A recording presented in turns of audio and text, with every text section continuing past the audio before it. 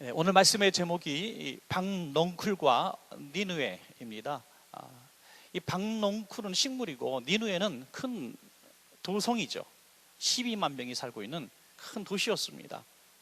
그런데 박넝쿨과 이 니느웨 성은 전혀 비교할 대상이 되지 않습니다. 어떻게 박넝쿨 따위가 12만 명이나 사는 어마어마한 도시와 또 그곳에 있는 사람들과 비교할 수 있겠습니까? 그런데 놀랍게도 하나님께서 오늘 요나에게 그렇게 말씀하시죠. 너는 박넝쿨을 니느웨보다 더 아끼는구나, 그렇게 말씀하십니다. 그래서 이 박넝쿨을 니느웨보다 아끼는 이 요나에 대해서 책망하시는 그런 모습이 오늘 함께 읽으신 본문의 모습이라고 볼 수 있습니다. 여러분, 이 박넝쿨은 우리가 생각하는 그런 박넝쿨과는 조금 다르다 그래요. 요나가 지금 거하고 있는 그 지역의 박넝쿨은 이 피마자 나무라고 그래요. 그래서 나무가 아니라 식물이죠. 이 피마자에서 뭐 기름도 많이 짜내고 그걸 일부러 심는 사람들도 있다 그러는데, 우리의 그런 피마자하고 좀 다르다 그럽니다. 좀 다년생 식물이고요, 조금 더 높이 자라고 또 잎도 더 크다고 합니다. 그래서 이 그늘이 되기는 적당한 그런 식물이었다고 봅니다. 그렇지만 말씀대로 이 하룻밤에 정말 생겼다가 또 없어지는 그런 연약한 식물에 불과하죠. 그런데 이 니느웨는 어떤 곳입니까? 당시에 어떤 한 고고학자들의 발굴에 의하면은 이 크기가 얼마나 컸는지 약 너비가 19km 정도 된다 그래요. 그러니까 얼마나 큰 시입니까? 그리고 지금도 우리 한국에서도 한 8, 9만, 10만만 돼도 시가 될 수 있는데 12만 명이 살고 있었던 큰 도시였다는 거죠. 최대 강국 중에 하나였던 아수르의 수도였기 때문이죠. 그 어마어마한 곳에 정말 많은 사람이 살고 있는 이 큰 도성, 그런데도 불구하고 요나는 그 니느웨보다 오늘 이 작은 식물을 더 아꼈다. 여러분, 그 이유는 차차 말씀을 드리겠습니다만은, 저와 여러분이 이 요나의 모습을 보면서 어떻게 그럴 수가 있을까 하는 생각을 하지만은, 우리 삶을 통해서 우리도 나의 이 자그마한 박넝쿨을 수많은, 수십만의, 수백만의 영혼보다도 더 아끼고 있는 우리 삶을 우리는 발견할 수 있다는 것이죠. 우리 작은 것들을 잃어버렸을 때 우리가 슬퍼하고 가슴 아파하는 것이, 수많은 수십만 명의 영혼들이 고통받고 살다가 지옥으로 떨어져도 우리는 그만큼 슬퍼하지 않는 우리의 모습을 우리는 보고 있기 때문입니다. 그래서 저는 오늘 본문을 어떻게 해석을 해볼까 하는 생각을 하다가 성경을 요나서 1장부터 4장까지 한번 쭉 여러 차례 읽으면서 하나 중요한 요점을 하나 발견했습니다. 그것은 이 짧은 1장부터 4장까지에 통해서 요나가 하나님을 대해서 3번 화를 냅니다. 여러분, 하나님을 대해서 어떻게 화를 낼까? 참 있을 수 없는 일이죠. 그러나 이 3번이나 화를 냅니다. 하나님 어떻게 이럴 수가 있습니까? 하는 식으로 그 마음의 분노를 표출하는데, 그 3번의 화가 이 박넝쿨 때문이었다는 거죠. 소위 말해서 박넝쿨이 뭡니까? 자기가 아끼는 것들, 자기가 아끼는 것들을 잃어버렸을 때, 그것들을 정말 고통받을 때, 또 자기가 아끼지 않는 것들에 대해서 내가 희생하려고 할 때 요나는 화를 냅니다. 그 3번의 박넝쿨, 화를 냈던 그 장면들을 중심으로 오늘 저와 여러분들에게 나의 박넝쿨이 무엇인가 한번 생각해 보는 시간을 갖기를 원합니다. 첫 번째, 요나의 첫 번째 박넝쿨은 원치 않는 사명을 받았을 때입니다. 요나서 1장 2절입니다. 우리 한번 같이 읽겠습니다. 시작. 너는 일어나 저 큰 성읍 니느웨를 가서 그것을 향하여 외치라. 그 악독이 내 앞에 상달되었음이니라 하시니라. 하나님은 요나에게 명령을 주셨습니다. 너는 니느웨에 가서 너희가 지금 악하게 사는 그 악독들이 하나님께 상달됐으니까 회개하라고 외치라는 것입니다. 그런데 요나는 이 명령을 받았을 때, 이 사명을 받았을 때 너무 싫었습니다. 화가 났습니다. 왜냐하면은 이 니느웨는 이스라엘의 적이었기 때문입니다. 시대적으로 보니까 요나가 살고 있었던 이 요나 시대에는 적어도 100년 전부터 괴롭힘을 당하고 있었던 그 시대였습니다. 우리가 외세의 침략을 끊임없이 받는 그런 국가들이 있지 않습니까? 우리가 끝까지 미워하잖아요. 수백 년 전, 수천 년 전부터. 그러니까 요나는 100년 전부터 계속해서 자기 나라를 침범했던 민족이 바로 이 아수르 민족이었던 것이죠. 그러니까 그 원한의 고리는 정말 끊어지지 않는 그런 고리였다고 생각을 합니다. 그런데 그 백성을 구원하라는 명령을 받은 것이죠. 너무나 싫었습니다. 화가 났습니다. 하나님, 이스라엘을 사랑하시는 하나님이 어떻게 이스라엘을 괴롭히는 그 적국을 용서하시고 구원하시려는 계획을 갖고 계십니까? 그것도 애국자인 나에게, 민족주의자인 나에게 어떻게 이런 명령을 시키십니까? 저는 할 수가 없습니다. 이렇게 화를 내는 것입니다. 그래서 어떻게 합니까? 니느웨와 정반대인 다시스로 가는 배를 타고 자기의 그 반항을 표출합니다. 요즘도 아이들이 엄마 아빠의 말 듣기 싫어서 반항하는 최후의 보라가 뭡니까? 나 집 나갈 거야, 그거잖아요. 그죠? 그러니까 집 나갈 거야. 반대로 튀는 거, 청개구리 노릇을 하는 거예요. 하라는 거 다 반대로 하는 게 반항하는 거죠. 그게 반항기지 않습니까? 오늘 요나는 마치 사춘기 소년처럼 반항을 합니다. 그냥 가만히 있는 게 아니라 반대편으로 가버리는 거죠. 그러나 그 풍랑이 일어나게 하시고 그 풍랑을 이기지 못한 선원들이 자기들의 신들의 이름을 부르고 그래도 안 되니까 짐들을 다 갖다 버립니다. 그래도 안 됩니다. 그래서 이것은 분명히 신이 노해서 그런 거니 우리가 한번 제비를 뽑자. 누가 죄인이 여기 탔다 해서 제비를 뽑았는데 요나가 딱 걸리고 말았습니다. 그래서 이 요나가 자기의 죄를 고백하니 이제 이유는 알았지만은 어떻게 요나가 자기 자신을 제물로 바치라고 한다 해도 선원들이 던져버리겠습니까? 그래서 조금 더 노력해 봅니다. 그런데 풍랑이 점점 더 심해지니까 어쩔 수 없어서 요나를 바다 위에 던져버리니 풍랑이 곧 잔잔하게 되어서 이것이 하나님이 요나를 바다에 던지게 하시기 위한 그 방법인 것을 깨닫고 그들이 하나님을 두려워하게 됩니다. 자, 여기서 이 부분에서 요나가 끝까지 자기 박농쿨을 부여잡고 목숨을 버리는 모습을 봐요. 이스라엘 편에서 보면 대단한 애국자 아닙니까? 적국을 멸망시키기 위해서 자기 한 몸 죽겠다는 거예요. 그냥 그대로 망하게 하기 위해서 자기가 죽겠다는 겁니다. 차라리 죽겠다는 겁니다. 하나님을 향한 화를 내고 반항을 하는 것이죠.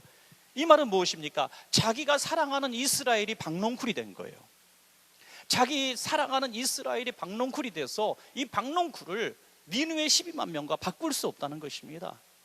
그래서 내가 내 민족을 사랑하고 내 나라를 사랑하고 하나님의 백성을 사랑하는 것을 위해서 목숨을 바치는 것이 마치 고귀한 순교인 양 바닷속에 스스로 뛰어 들어갔다는 것이죠. 성경을 주석한 마르틴 루터가 이 부분을 이렇게 해석했는데 아주 재미있습니다.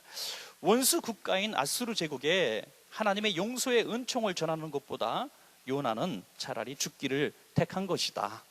이렇게 주의를 해놨습니다. 옳은 것 같습니다. 그런데 여러분, 하나님이 니느웨를 위해서 요나를 바닷속에 던지는 제물로 쓰셨습니까? 불순종하는 자는 물속에 빠뜨려 죽어라 하고 죽이셨습니까?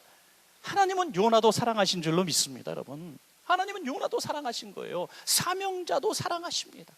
우리에게 사명을 주실 때는요, 그 사명을 통해서 누군가를 살리고 위로하고 도와주는 일을 하려고 우리를 부르셨지만 그를 위한 소모품이 아니라 하나님은 우리도 사랑하셔서 그 사명을 주셨다는 거예요.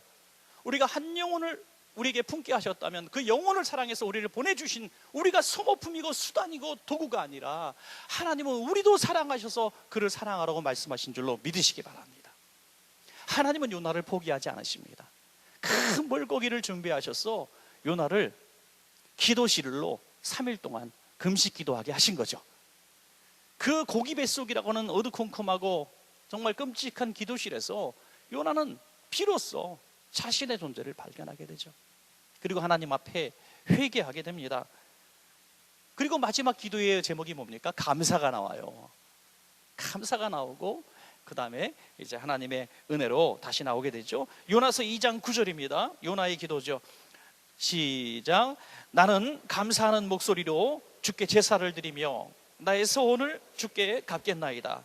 구원은 여호와께 속하였나이다. 아멘. 구원은 하나님의 손에 있음을 인정하는 이 부분이 중요하지 않습니까?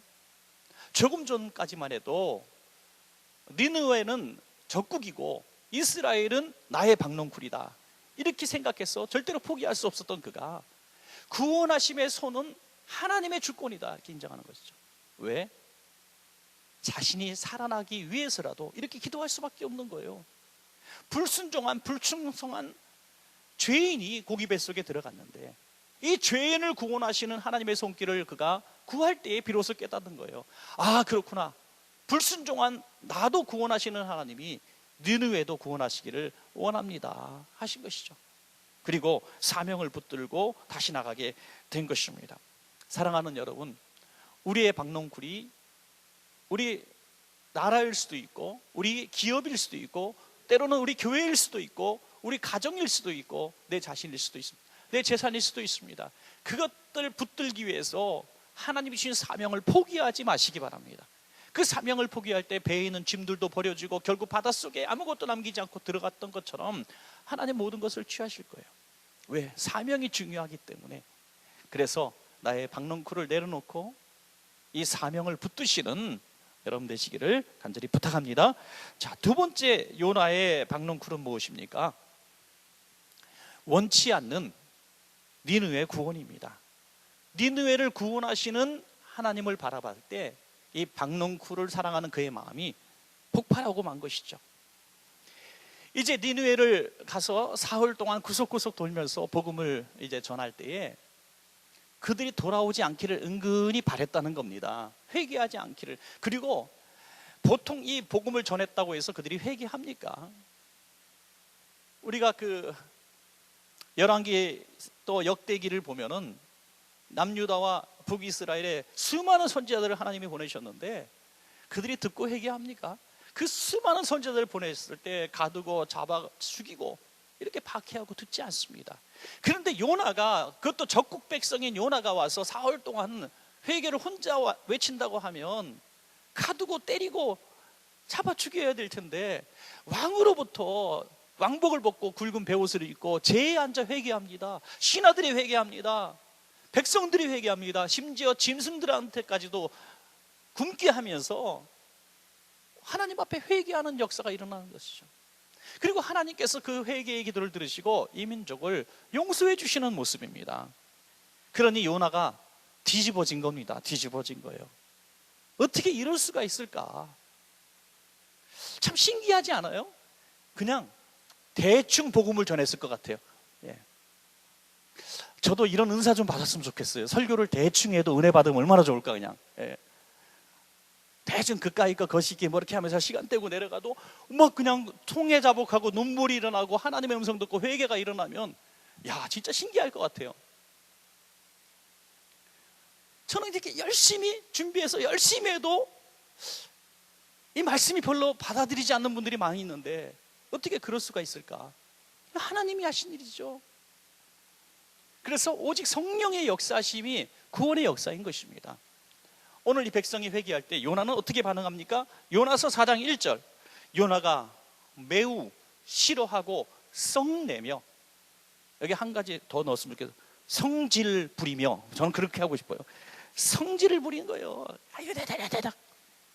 요나서 4장 3절, 여호와여 원하건대 이제 내 생명을 거두어 가소서. 사는 것보다 죽는 것이 내게 나음이니이다.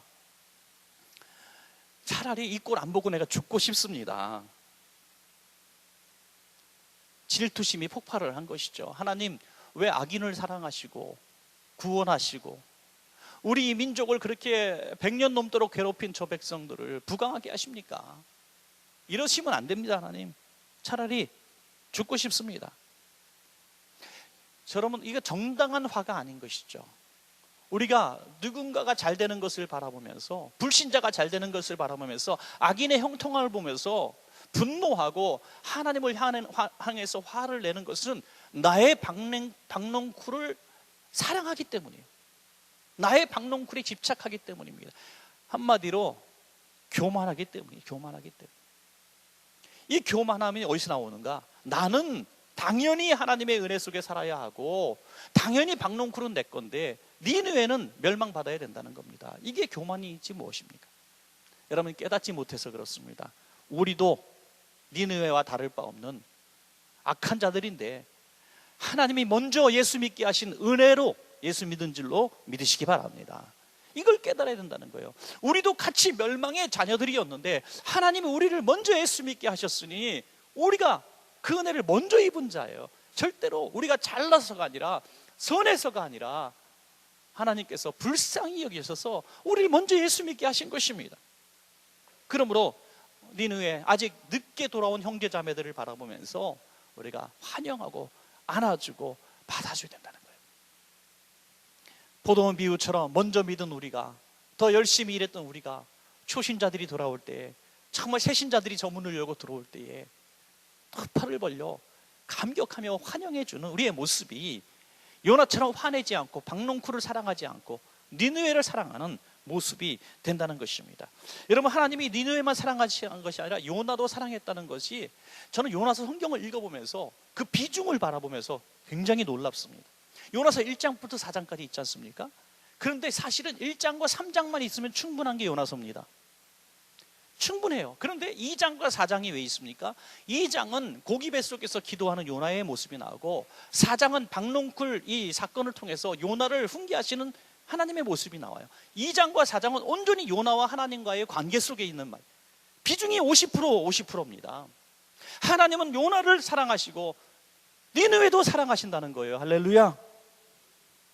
만약에 요나가 화낼 때마다 별하셨다면 니느웨보다 먼저 멸망당했을 것이 요나인 것입니다. 이 땅의 수많은 교회와 수많은 먼저 믿은 성도들을 불충했다고, 니느웨를 사랑하지 않는다고, 잃어버린 영혼들을 구원하지 않는다고, 내게 가까이 있는 사랑하는 자들에게 복음을 전하지 않는다고 우리를 날마다 물속에 빠뜨려 죽게 만드셨다면, 책망하셨다면 이 자리에 있을 사람 한 명도 없습니다.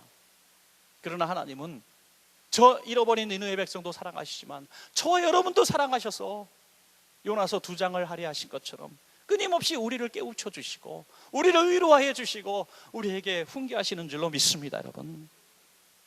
자, 마지막 세 번째 요나의 박농쿨이 무엇입니까? 그것은 원치 않는 상실. 원치 않는 상실. 우리는 성공을 원합니다. 항상 이 박농쿨이 있기를 원합니다. 그러나 하나님은 그것들을 빼앗아 가셔서 우리에게 상실감을 주셔서 그 잃어버린 것들 때문에 하나님을 알게 하시는 것이죠.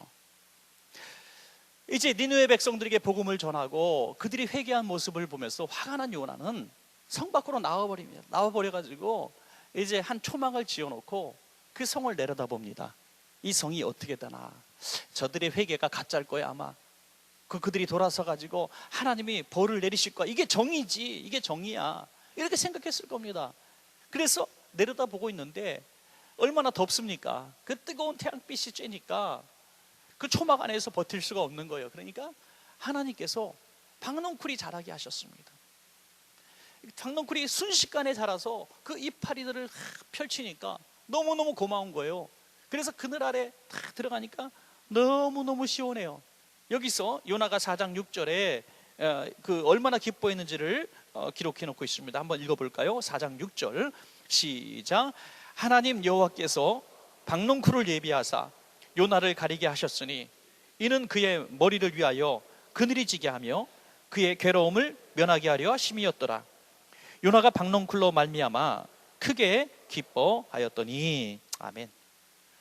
우리가 이 부분을 보면서 많은 이제 설교자들이 굉장히 중심을 두고 얘기하는 부분이 있습니다. 이것은 4장 6절 오늘 이르기까지 요나가 한 번도 기뻐했다는 부분이 없다라는 것을 발견합니다. 사명을 받았을 때도 기뻐하지 않아요? 물고기 뱃속에서 구사일생으로 살아났으니 얼마나 기쁩니까? 그래도 기뻐하지 않아요. 복음을 증거할 때 왕부터 모든 백성이 회개하고 금식하고 돌아올 때도 얼마나 기뻐할 일입니까? 자기 설교를 듣고 수많은 백성이 성이 발칵 뒤집혀졌는데 그래도 기뻐하지 않아요. 그런데 단 한 번 기뻐했다는 표현이 나와, 그것도 매우 기뻐했다는 표현, 박농쿨로 인하여 자기가 그늘 아래 들어갈 수 있도록 좀 시원함을 줬다고 매우 크게 기뻐했다. 그럼 우리들 모습 속에 그런 일은 없습니까? 무슨 일을 했는데 조금 돈 좀 벌고 좀 내가 원하던 일들이 이루어지고 승진도 되어지고 뭐 조금 원하는 일들이 잘 풀렸을 때 우리는 매우 매우 기뻐합니다. 하나님이 살아계시다고, 하나님이 내게 응답하셨다고, 하나님은 나에게 복을 주셨다고 간증도 합니다. 그런데 하나님이 내게 주신 사명을 주셨다고, 하나님은 나를 통해서 한 영혼 구원하셨다고, 하나님 나를 통해서 한 영혼에게 선행을 베풀 수 있는 은혜를 주셨다고, 내가 뭔가 충성할 수 있는 이런 기회를 주셨다고 감격하면서 기뻐했던 적은 그다지 많지 않은 것. 야, 금년에 하나님께서 내게 주방봉사를 주셨어, 할렐루야! 그게 기뻐하는 사람을 제가 못 봤어요. 하나님께서 내게 구역장의 직분을 주셨어요, 할렐루야! 가문의 영광입니다 하는 분을 보지 못했어요. 그런데 목사님 제 얘기 들어보세요, 복권 맞았어요 하면서 좋아하시는 분은 있을 수 있다는 거죠. 사랑하는 여러분, 이게 박농쿨이고 이게 니느웨라는 거예요. 하나님께서 박농쿨을 주신 이유를 깨닫게 하십니다. 벌레들을 보내서 순식간에 다 갉아먹어 버리시고 제거해 버리시니 요나가 이렇게 한탄하는 것입니다. 요나서 4장 8절입니다 시작. 해가 뜰 때에 하나님이 뜨거운 동풍을 예비하셨고 해는 요나의 머리에 쪼임에 요나가 혼미하여 스스로 죽기를 구하여 이르되 사는 것보다 죽는 것이 내게 나으니이다 하니라. 아멘. 죽는 게 낫다고 승질을 부립니다. 하나님 앞에 죽여주시옵소서. 박농쿨 빼앗아 갔다고 죽여주시옵소서. 자기가 키운 박농쿨도 아니고 하나님이 거저주신 박농쿨, 잠시 썼으면 고맙다고 뭐 가져가셨으니 이제 할 수 없다고 인정해야 될 박농쿨이 마치 오래전부터 원래 자기 있던 것처럼, 자기가 수고하고 피 땀 흘려 모은 재산인 것처럼 그것을 취하실 때에 하나님을 향해서 원망하고 분노하고 죽여주시옵소서 하는 거예요. 여러분, 우리가 너무 탄식하고 슬퍼가지고 울부짖으며 하나님 앞에 기도하는 제목들이 있다면 대부분이 뭡니까? 상실이에요. 상실. 있었던 것을 잃어버렸을 때 우리는 통곡하고 운다는 거지, 없는 거 구하면서 통곡하고 울진 않아요. 있었던 건강을 잃어버렸을 때 우리는 당황하고 통곡하고 금식하고 부르짖습니다. 있었던 당연한 직장을 잃어버렸을 때 통곡하고 옵니다. 멀쩡했던 집이 있었는데 집이 순식간에 이렇게 사기를 당해서 날아갔을 때 이 상실감 때문에 통곡하고 옵니다. 자식을 잃은 고통 말할 수 없지 않습니까? 상실의 고통처럼 큰 게 없어요. 그러나 여러분, 그것은 요나의 박농쿨인 것이죠. 하나님이 주신 것입니다. 욥처럼 기도해야 됩니다. 주신 자도 여호와시오 취하신 자도 여호와십니다. 이 상실의 박농쿨을, 고통을 극복할 수 있다면 우리는 니느웨를 비로소 사랑할 수 있는 성도가 될 줄로 믿습니다. 여러분, 신앙생활하면서 절대 하지 말아야 될 거, 상실 때문에 성질 부리는 거 절대 해서는 안 돼요. 하나님을 향해서 원망하는 거, 불평하는 거 절대 해서는 안 돼요.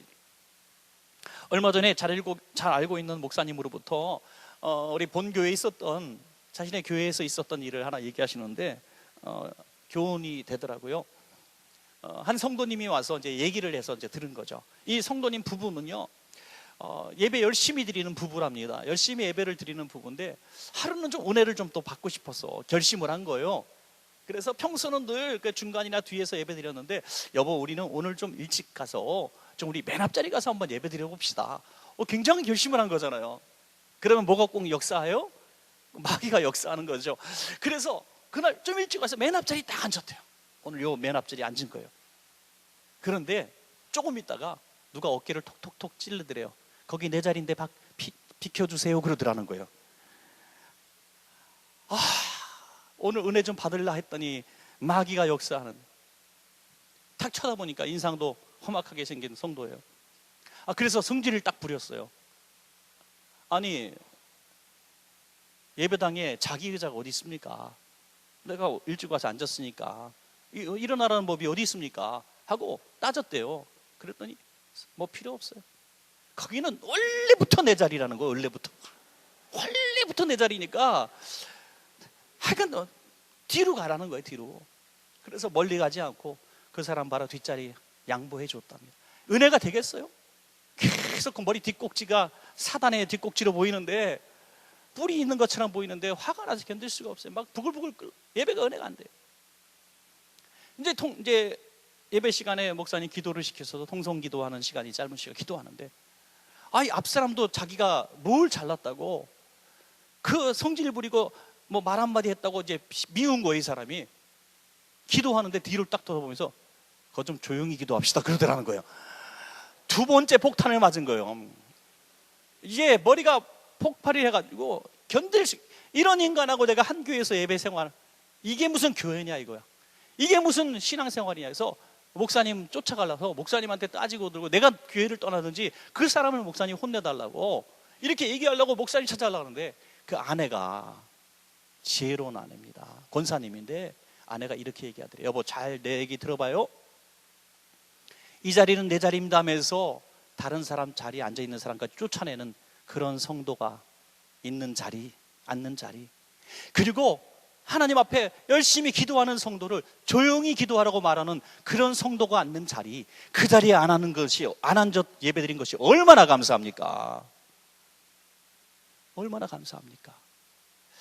그 사람 옆에 앉아서 예배드렸으면 당신은 은혜 못 받았을 거예요. 그런 사람 상종하지 말고 우리 은혜 받읍시다, 이런 얘기를 했다는 거예요. 그래서 성질 부리고 화를 내고 그러지 않았다는 거예요. 참았다는 거예요. 그리고 이 얘기를 잘 참고 목사님에게 보고를 했다는 거죠. 그 얘기 듣고 제가 참 오늘 말씀이 깨달아졌습니다. 맨 앞자리 자기 자리라고 앉아있는 사람, 쫓아내는 사람은요, 믿음 있는 사람이 아니에요. 니느웨 사랑하는 사람이 아니에요. 자기 박농쿨을 사랑하는 사람, 자기 박농쿨 떠나지 못하는 사람이에요.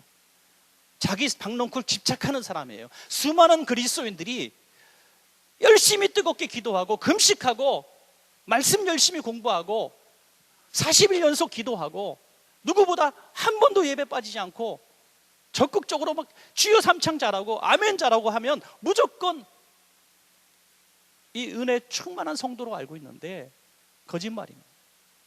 박농쿨 사랑하는 사람일 수도 있다는 거예요. 자기 성공을 위해서, 자기 자녀가 잘 되기 위해서, 자기가 잘 먹고 잘 살기 위해서, 박농쿨 치기 위해서 그렇게 부르짖어 기도하고 금식하고 그렇게는 할지라도 다른 사람에 대해서는, 니느웨에 대해서는 그렇게 무례할 수가 없고 그렇게 부끄러운 행동을 할 수가 없는 거예요. 그래서 이 땅에 많은 기독교인들이 욕을 먹는 거죠. 오죽하면 저 사람은 기독교인인데도 착하네요. 저 사람은 기독교인, 교회 다닌다는데도 정직해요. 이런 말이 나오겠습니까? 우린 여기서 깨달았어요. 정체를 알았어요. 박농쿨 사랑하는 것은 믿음이 아니다. 니느웨를 사랑하는 것이 믿음이다. 갈라디아서 5장 6절에 오직 믿음은 사랑으로서 역사하는 믿음뿐이니라. 사랑으로서 역사하는 믿음뿐이니라. 그것입니다. 마지막 말씀입니다. 요나서 4장 10절부터 11절입니다. 시작. 여호와께서 이르시되 내가 쓰고도 아니하였고 재배도 아니하였고 하룻밤에 났다가 하룻밤에 말라버린 이 박농쿨을 아꼈거든. 하물며 이 큰 성읍 니느웨에는 좌우를 분별하지 못하는 자가 12만 여명이요 가축도 많이 있나니 내가 어찌 아끼지 아니하겠느냐 하시니라. 아멘. 같이 아낀다는 말은 똑같지만 요나는 박농쿨을 아꼈고 하나님은 요나도 아끼시고 니느웨도 아끼셨습니다. 모든 영혼을 아끼셨습니다. 우리가 오늘 이 시간에 박농쿨이냐 니느웨냐 이런 선택이 주어졌을 때 이것처럼 유치한 선택이 없는 거예요. 하나님은 모두를 사랑하신 거예요. 우리가 박농쿨을 통해서 기뻐하기도 원하시고 니느웨도 구하기를 원하시는 거예요. 이걸 잃어버려야 저걸 찾는다는 개념이 아닙니다. 만약에 요나가, 이거는 후담이에요. 만약에 요나가 니느웨 백성을 구원하는데 기뻐했다면 하나님은 박농쿨을 사라지게 하지 않으셨을 겁니다. 사랑하는 여러분, 말씀의 결론입니다. 우리가 가진 박농꾼, 우리의 신념일 수도 있고 우리의 고집일 수도 있고 우리가 사랑하는 무엇일 수도 있습니다. 때로는 그 박농쿨을 포기해서라도 니느웨를 사랑해야 한다면, 그것이 사명이라면 우리는 한 영혼 구원하는데 우리가 이런 것들을 내려놓아야 됩니다. 그럴 때 하나님은 우리를 사랑하시고 니느웨도 사랑하시기 때문에 우리에게 풍성한 것으로 박농쿨도 주시고 니느웨도 주시는 그런 역사를 주실 줄로 믿습니다. 이번 전도 기간 동안에 이 말씀 잘 기억하시고 한 영혼 구원하는, 니느웨의 한 영혼 구원하는 데 쓰임받는 성도님 되시기를 간절히 축원합니다.